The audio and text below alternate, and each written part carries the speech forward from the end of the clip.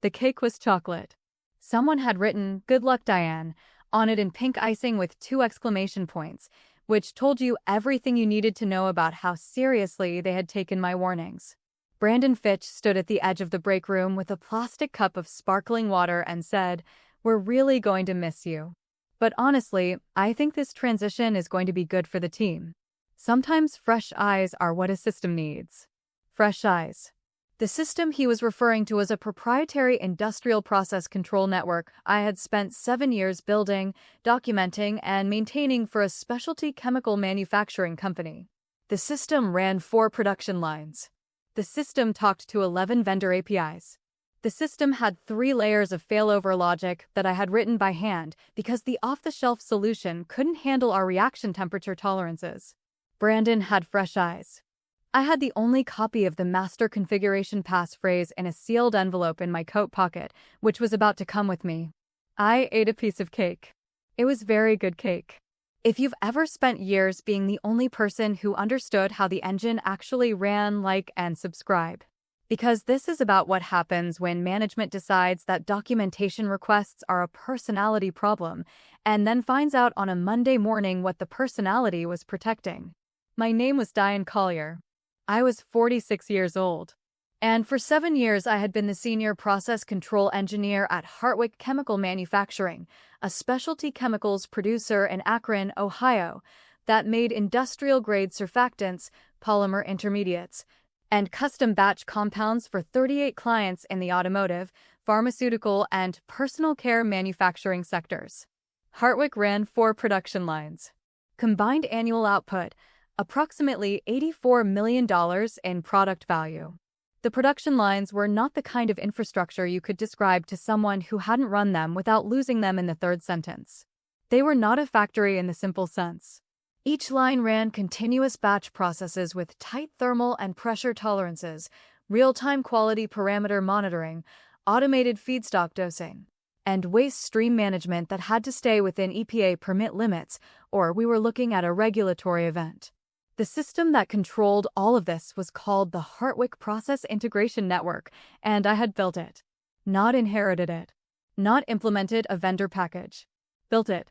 The HPN had started as a patchwork of legacy PLCs, programmable logic controllers, installed across the 4 production lines when the lines were first commissioned, each running proprietary ladder logic that had been written by a different contractor and existed in isolation.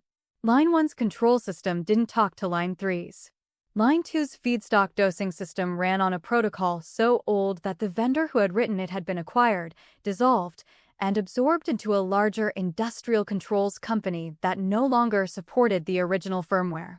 When I joined Hartwick in year 1, the production lines were being manually bridged by a combination of paper logs, Excel workbooks updated by operators every 2 hours, and periodic phone calls between the line's supervisors. The quality parameter data lived in 4 different systems that didn't share data. The regulatory reporting for EPA compliance, specifically our Title V air permit and our RCRA waste stream documentation, was assembled manually from those 4 systems every quarter, a process that took me, in my first year, 11 days per quarter. I rebuilt it over 3 years. The HPN replaced all 4 legacy systems with a unified supervisory control and data acquisition architecture, a SCADA platform that I had configured from a base industrial platform called Ignition, made by a company called Inductive Automation. I had chosen Ignition because it was open architecture, meaning I could write custom drivers for the legacy PLCs rather than ripping them out and replacing them. And because it ran on a standard database backend that I could tie into Hartwick's existing ERP system. The configuration I had built was not standard. It was specific to Hartwick's production chemistry, Hartwick's permit limits, Hartwick's vendor relationships, and Hartwick's 7 years of operational history as I had recorded it. The HVN contained 4,847 configured tags, individual data points, each one mapped to a specific sensor, valve, pump, or control element on the production floor. Of those 4,847 tags, 312 had custom engineering unit conversions I had written because the sensors Hartwick used reported in non-standard units. Of those 312, 88 were in a unit conversion library I had built in Python and integrated as a custom module into the ignition configuration. The library was called HWChemCalc. HWChemCalc was not documented anywhere except in my own engineering notebook, which I kept in a physical binder at home. That was not an accident. It had been an accident, originally. It had been the natural accumulation of 7 years of writing code and configuration notes in the way that engineers who are always busy and never resourced for documentation do it, in the format that made sense to the person writing it, which was me. But in years 5 and 6, when I had asked twice for documentation time, twice for a backup engineer to cross-train, and twice for a formal knowledge transfer budget, and had been told twice that it wasn't a current priority, I had made a different decision. I had not deleted anything. I had not sabotaged anything. I had simply stopped transferring my knowledge to any system that wasn't me. The engineering notebook stayed home. HWChemCalc stayed undocumented. The master configuration passphrase for the HBN, the administrator-level credential that allowed full configuration access, required for any significant system change, and different from the operator-level credentials the production staff used, stayed known only to me. Inductive Automation's Ignition platform had a full system backup function. I had set it up in year 2, running nightly incremental backups to an on-site server and weekly full backups to an off-site cloud storage account. The cloud storage account was registered to my professional email address. My professional email address was my work email, which I would lose access to on my last day. The backups themselves were encrypted. The encryption key was stored in my engineering notebook. At home. I want to be clear about the track record before I tell you about Brandon Fitch. Year 2, I completed the HPN integration and reduced quarterly EPA compliance reporting from 11 days to 4 hours. Automated. The data pulled, formatted, and pre-populated the permit documentation without human error. That 4 hours was just my review time. Year 3, I configured a predictive maintenance module that flagged equipment deviation patterns before they became failures. In its first full year, the module identified 7 equipment issues that would have been production line shutdowns if they had progressed to failure. At Hartwick's production rates, a single unplanned line shutdown cost approximately $340,000 in lost output and restart costs. 7 catches. At $340,000 each, if all 7 had gone to failure. That was $2.38 million in prevented losses in a single year from a system I had built on top of my regular job responsibilities. Year 4, I integrated the HBN with Hartwick's 11 vendor APIs, the systems that managed feedstock purchasing, quality certification exchange, and delivery scheduling with our raw material suppliers. The integration eliminated the manual order and receive reconciliation process that had been taking 2 full days per month from our procurement administrator. Year 5, Hartwick passed its EPA permit renewal inspection with 0 findings. The inspector specifically noted the quality of our real-time data monitoring documentation as exemplary. The plant manager at the time, a woman named Patricia Kerr, sent me a written thank you note. Patricia retired at the end of year 5. Her replacement was a man named Gordon Strike, 58, who had spent his career in food manufacturing and had been hired by Hartwick's parent company, Westmark Industrials, to cut operating costs by 12% over 2 years. Gordon was not the problem. Gordon was just wrong for the role in ways he didn't fully understand, and he was never going to be there long enough to learn. The problem arrived in month 4 of Gordon's tenure. Brandon Fitch was 33 years old. He was the nephew of Westmark Industrial's chief operating officer, a man named Philip Fitch who had held that role for 11 years and who had the specific institutional authority of someone who had survived 3 CEO changes by making himself the person who handled the things nobody else wanted to think about. Brandon had a master's degree in operations management from a solid university in Ohio that he mentioned with the frequency of someone who had decided it was their most interesting fact. He had spent 4 years at a logistics company in Columbus doing process optimization, which meant he had used a lot of Six Sigma templates in a context where the processes being optimized were warehouse pick-and-pack operations. He was medium build with the kind of close-cut haircut that reads as polished from a distance and reveals its effort at close range. He wore button-down shirts that were always slightly too pressed for a manufacturing environment, the specific stiffness of someone who had never worked anywhere that got dirty. He stood with his weight slightly back, shoulders open, the posture of someone who had been coached on executive presence and had practiced it enough that it had become involuntary. He said circle back the way other people say, and he used it as punctuation. His first week, he toured the production floor with Gordon. I was at my workstation in the engineering bay when they came through. Brandon looked at the HPN screens, the live SCADA displays showing real-time production data for all 4 lines, and said, "Is this your HMI?" HMI stood for Human-Machine Interface. It was the correct term. I noted that he knew the correct term. I said, "It's the supervisory layer of the full process control network." He said, "What platform is it on?" Ignition, with significant custom configuration. He said, "Ignition is solid. Clean install."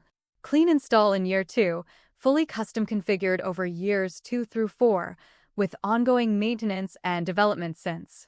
He nodded with a nod. "Who else can operate it?" I said, "The production operators have operator-level credentials. I hold the engineering-level configuration access." He said, "So it's a single point of failure." He said it the way people say things that are true, but that they're saying to demonstrate they noticed rather than to solve anything. I said, "I've requested cross-training resources twice. It hasn't been prioritized." He said, "Yeah, we should circle back on that." We did not circle back on that. His third week, he sent an email to Gordon and the department heads that described his 90-day process improvement plan. The plan included reducing engineering overhead by 18%, which he defined as a combination of contract labor costs and what he called redundant documentation burden. I read that phrase, redundant documentation burden, and wrote it in my engineering notebook with the date. His 5th week, he sat in on the quarterly production review meeting that I led with Gordon and the 4-line supervisors.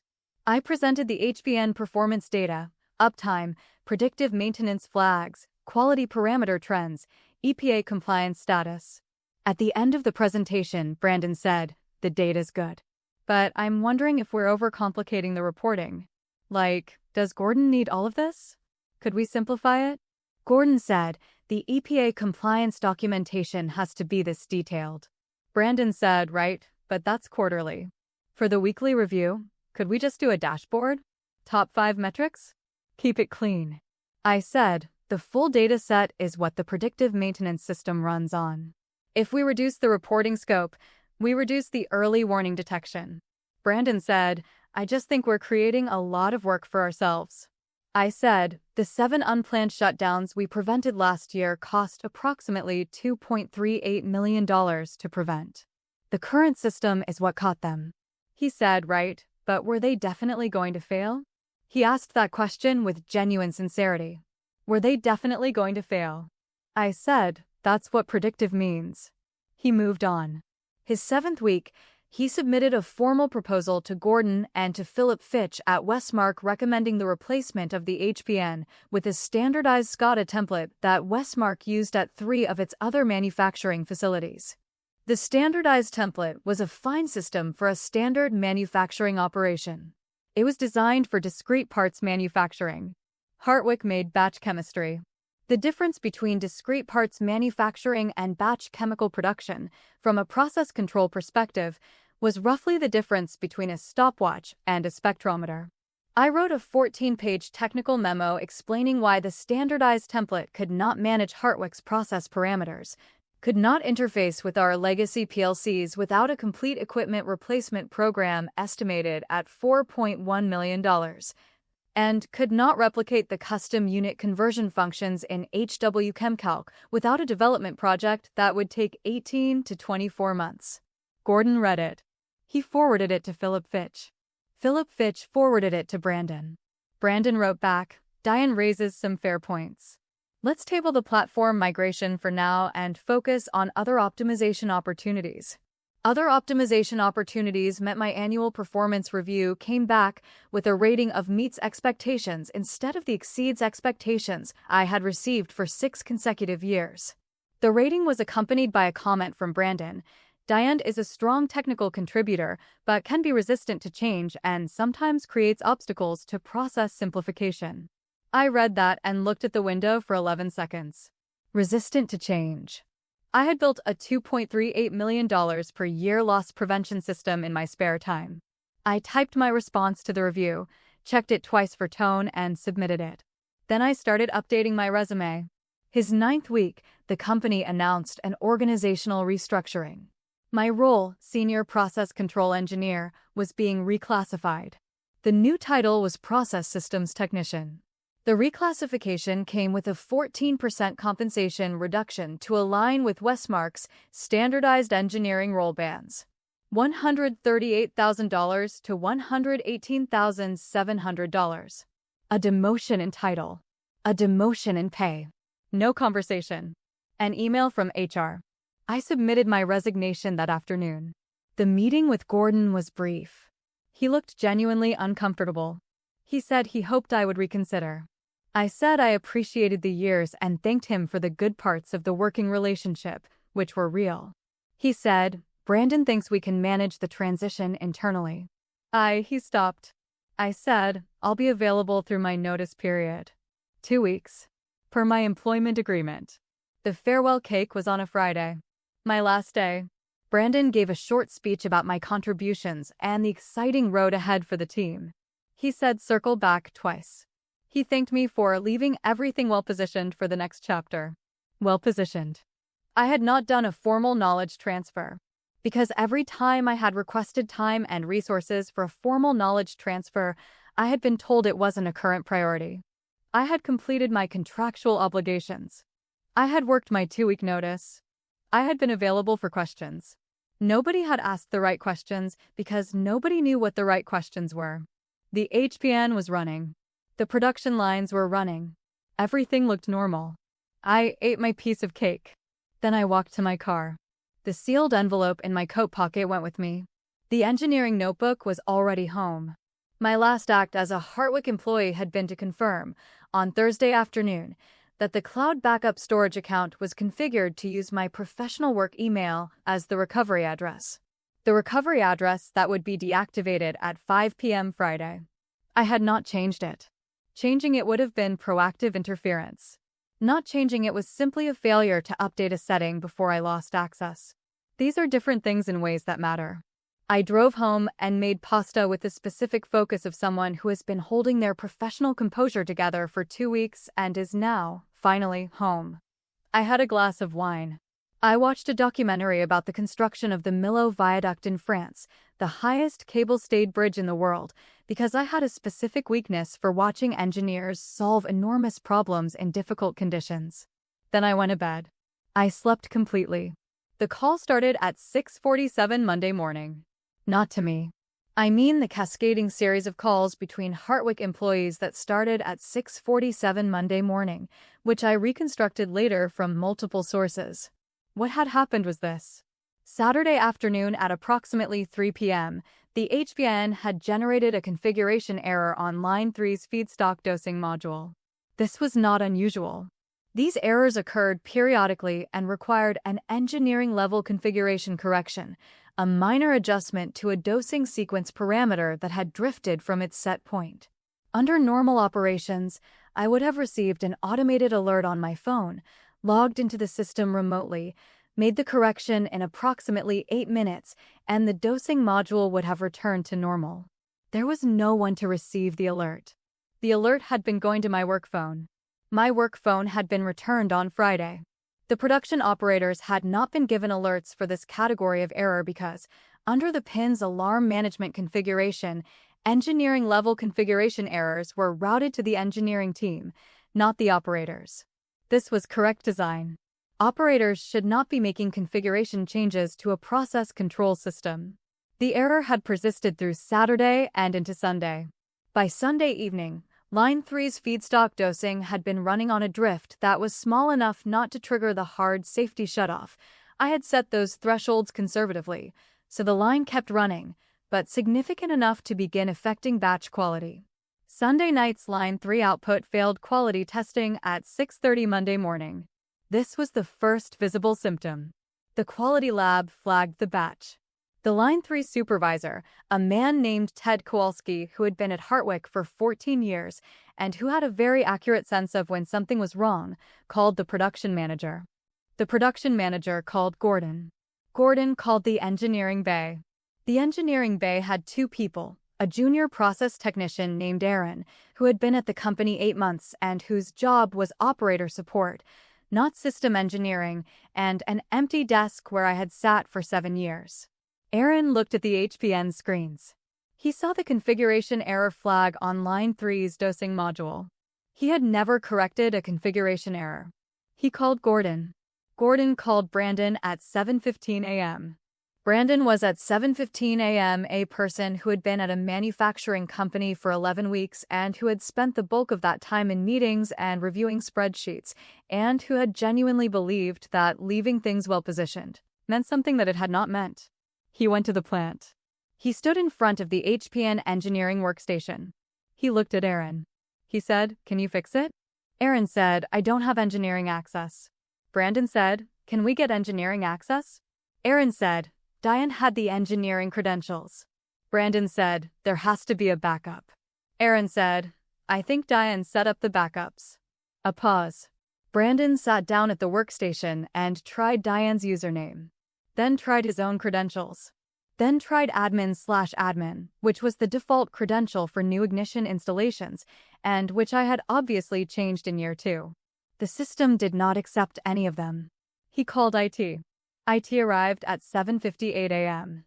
The IT manager, a man named Phil Rennick who had been managing Hartwick's business systems for 6 years and who had never had reason to touch the HPN because it ran on a separate network segment, looked at the workstation. He said, "This is the Ignition platform." Brandon said, "Yes. We need to get into it." Phil said, "I don't have admin credentials for this system." Diane managed it independently. Brandon said, "Can you reset the credentials?" Phil said, "An Ignition admin credential reset requires either the existing admin passphrase, access to the gateway configuration console directly, or a full system restore from backup." Brandon said, "Let's do the restore from backup." Phil said, "Where are the backups?" A very specific silence. Phil said, "Diane set up the backup system?" Brandon said, "Yes." Phil said, "Do you know where the backups are stored?" Brandon said, "On the server." Phil went to the backup server. He found the on-site backup directory. He found incremental backup files for the past 30 days. The backup files were encrypted. Phil said, "These are encrypted." Brandon said, "Can you decrypt them?" Phil said, "I need the encryption key." Another very specific silence. Brandon called Gordon. Gordon called HR. HR said Diane had returned her work laptop, her work phone, and her badge.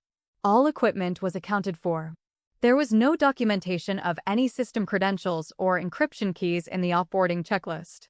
There was no offboarding checklist item for system credentials or encryption keys because nobody had known to put one there. It was 9:24 a.m. I was at a coffee shop 4 miles away, working on a job application, when my personal cell phone showed a missed call from a Hartwick number. I noted it and ordered a second coffee. By 10:15 a.m., Line 3 was in a hold status. The quality failure had triggered a standard hold protocol. No product could ship from the line until the quality issue was resolved. Gordon called the Line 1 and Line 2 supervisors to ask if those lines were stable. They were stable at that moment. But the engineering level monitoring of Lines 1 and 2 was also running through the HPN with no one watching the configuration layer. Gordon called me at 10:22 a.m. I did not answer. He called again at 10:31. I did not answer. He left a voicemail. He said there had been a system issue over the weekend and they needed some guidance. He said he would really appreciate a call back. He said he understood I was no longer with the company, but that he hoped I could help them out. He said really appreciate the way people say things when they know they are asking for something they have not earned. I listened to the voicemail. I went back to my job application. Brandon called at 11:09 a.m. He did not leave a voicemail on the first call. He called again at 11:14, then at 11:22, then at 11:31. At 11:31, he left a voicemail that said, Diane, hey, it's Brandon. Listen, there's a situation here, and I think there might be there's a configuration thing in the system, and we're having some difficulty with access, and I was hoping if you could give me a call back, that would be. And then the voicemail cut off. I listened to all of them. I made myself lunch, which was a very good tomato soup and sourdough toast, and I ate it at my kitchen table while the sun came through the window in the specific way it did on November mornings in Akron, low and flat and more theoretical than warm. At 1:04 p.m., Line 2 flagged a pressure excursion on its reactor vessel. This was the predictive maintenance system doing exactly what it was designed to do. The flag was not a crisis. It was an early warning, a pressure trend deviation that, if not addressed, would become a crisis in approximately 6 to 8 hours. Ted Kowalski, who had eyes on both Line 2 and Line 3, saw the flag. He called the production manager. The production manager called Brandon. Brandon had, in the intervening 90 minutes, been on the phone with Inductive Automation's support line. Inductive Automation support confirmed that the system could be accessed with the admin passphrase, that a gateway-level credential reset was possible with physical console access, or that a restore from backup could be performed with the encryption key. They asked if the customer had the admin passphrase. Brandon said it was unavailable. They asked if the customer had the backup encryption key. Brandon said it was also unavailable.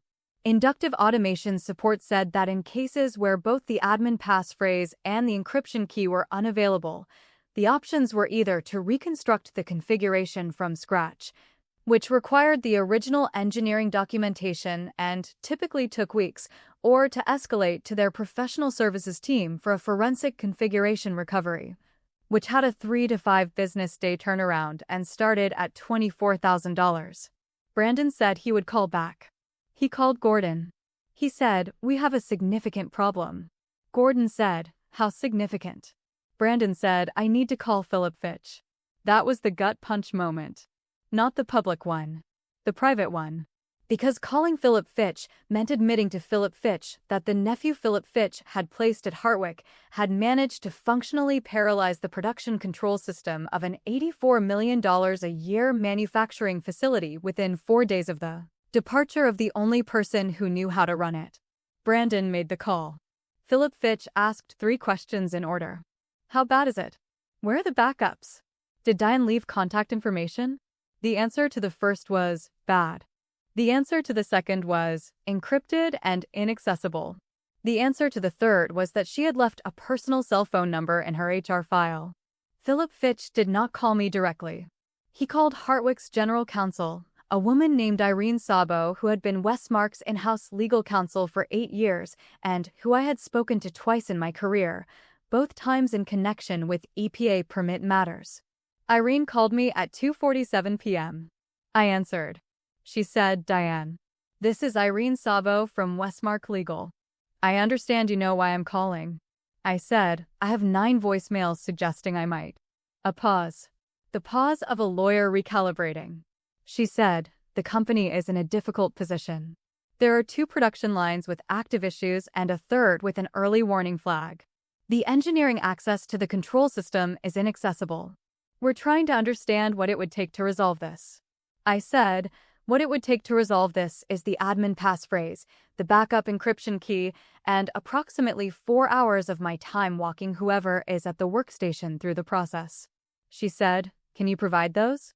I said, "I can provide those as part of an emergency consulting engagement."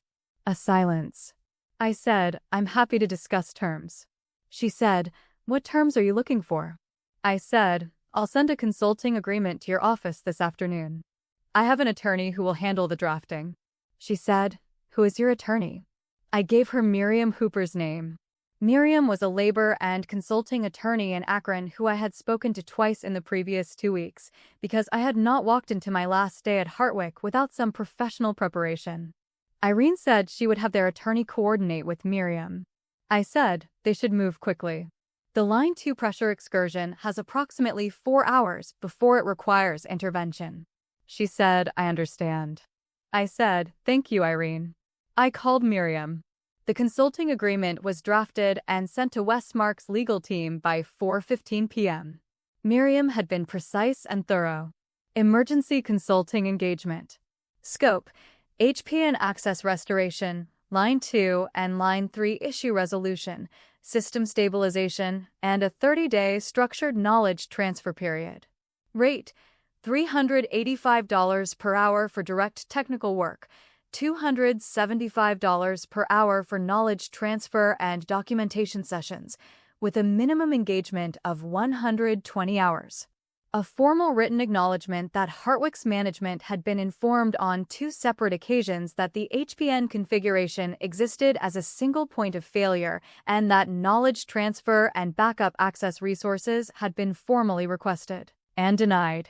And the reinstatement of my original senior process control engineer title in the company's HR records, retroactive to the date of reclassification, with the salary differential from the reclassification period paid as a lump sum at the start of the engagement. That last item was not about the money. It was about the record. Irene called Miriam at 4:48 p.m.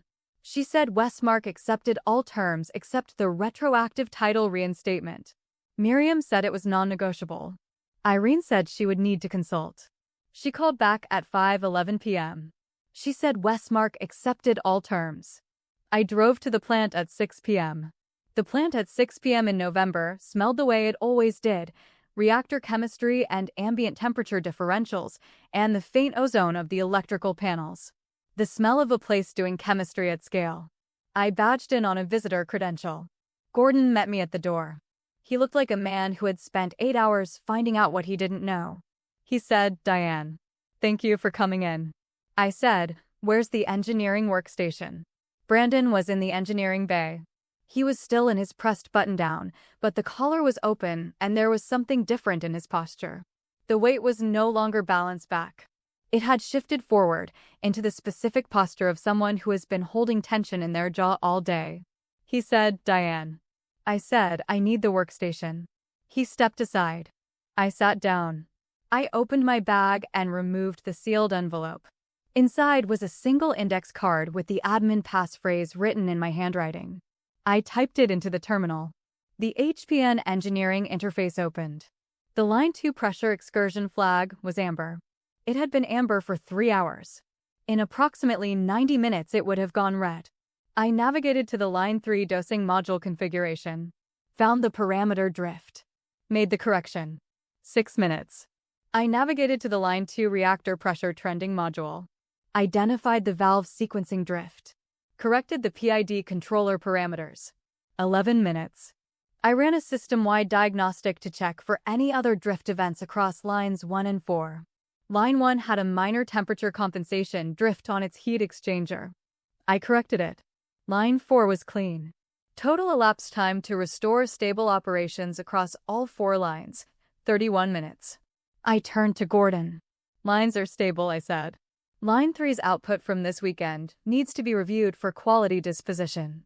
The drift ran for approximately 36 to 48 hours. Gordon said, "Right." "Yes. Thank you."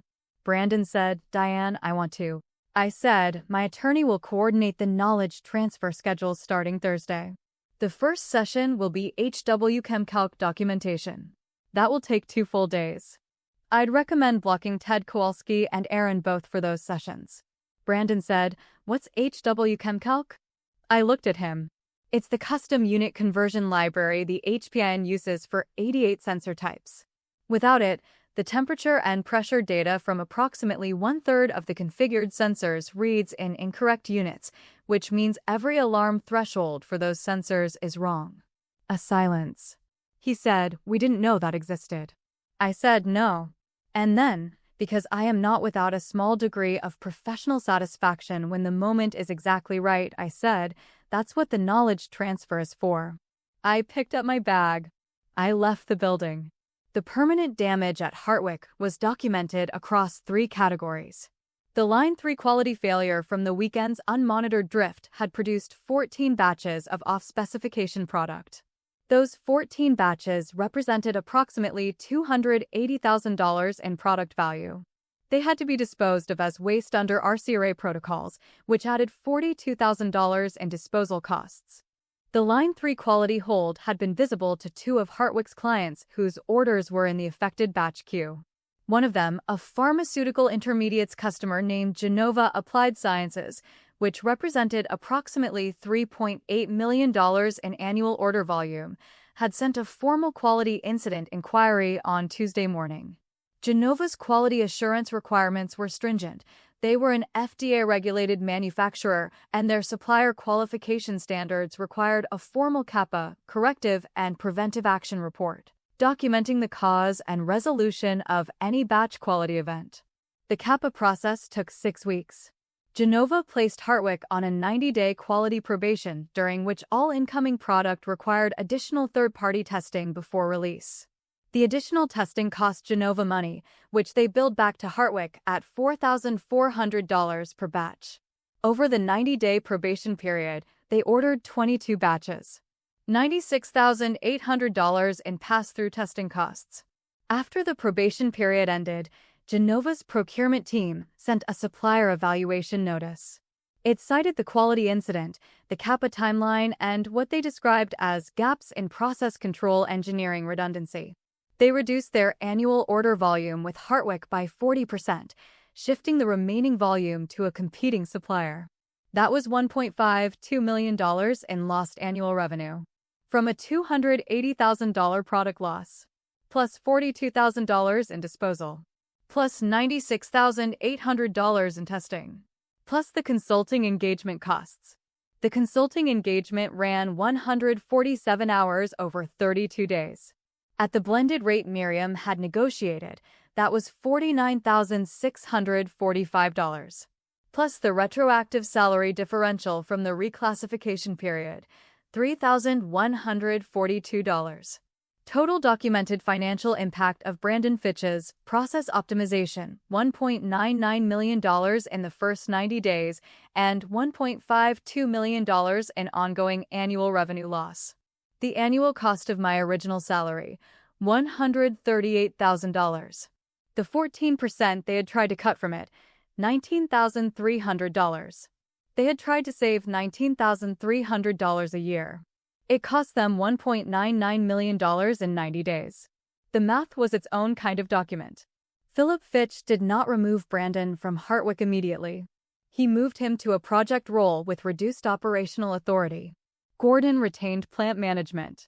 Brandon was no longer involved in process engineering decisions. I did not stay to watch the reorganization. The consulting engagement ended on schedule, on the 30th day, with a full documentation handoff and 3 trained staff members who could now manage Level 1 and Level 2 HPN issues independently. The HW ChemCalc library was fully documented for the first time in its existence. I walked out on a Tuesday afternoon in early January. It was cold. The parking lot had a skim of ice that crunched under my shoes, the specific sound of Akron in winter. I had a job offer in my email. A company called Veridian Process Solutions had reached out 3 weeks earlier. They were a specialty industrial controls firm that provided SCADA engineering and process integration services to chemical manufacturers across the Midwest. They had been looking for a senior engineer to lead their chemical sector practice. They had found my profile through a referral from Ted Kowalski, who had mentioned me to a former colleague, who had mentioned me to Veridian's director of engineering. The offer was $162,000 base, plus a performance bonus structure, plus equity participation at the senior engineer level. I had accepted.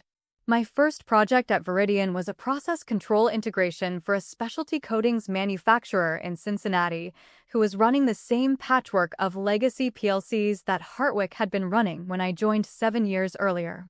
I spent the first 2 weeks documenting everything. Not because anyone asked me to, because that was what sound engineering looked like. About 4 months after I started at Veridian, I was at my desk on a Thursday afternoon writing a technical specification when my phone showed a LinkedIn notification. Hartwick Chemical Manufacturing had posted a job listing. Senior Process Control Engineer. The description read, seeking an experienced SCADA engineer with expertise in ignition platform configuration, custom driver development, and batch chemical process control. Experience with EPA Title V compliance systems preferred. Must have strong documentation skills and ability to build succession plans for critical control infrastructure. I looked at that job listing for a long time. Documentation skills. Succession plans for critical control infrastructure. They had learned the vocabulary. I closed the notification. Outside my window, the Cincinnati skyline was doing its late March thing, bare trees, and the particular gray of a Midwest afternoon that is almost spring, but isn't yet, the light flat and provisional. I thought about the 7 years. The 4,847 tags. The 88 custom sensor conversions. The predictive maintenance catches that had saved them $2.38 million in 1 year. The EPA compliance automation that had turned 11 days into 4 hours. The backup system that had run every night for 5 years into an account I had held the keys to. I thought about the 2 times I had asked for documentation resources and the 2 times I had been told it wasn't a current priority. There is a specific category of management mistake that doesn't look like a mistake at the time. It looks like efficiency. It looks like cost control. It looks like trimming the things that aren't obviously load-bearing until the load shifts and the structure shows you, in real time and at full scale, exactly what was holding it up. I had not designed the HPN to be irreplaceable. I had tried, twice, to make it replaceable. They had decided that the work of making it replaceable was a cost they didn't need to pay. That decision had a price. The price had a dollar figure. And the dollar figure was sitting in a loss report that someone at Westmark Industrials had written in the first quarter of that year under the category of preventable operational incidents. I knew what I had built. They found out what they had when it was gone. If you've ever spent years being the only person in the building who truly understood what kept the system running and watched management decide that maintaining that knowledge was an unnecessary expense, like and subscribe. And drop a comment telling me about the warning you gave that nobody listened to until it was too late. Because those comments are the ones that keep me writing these stories. And I think the people who gave those warnings deserve to be heard.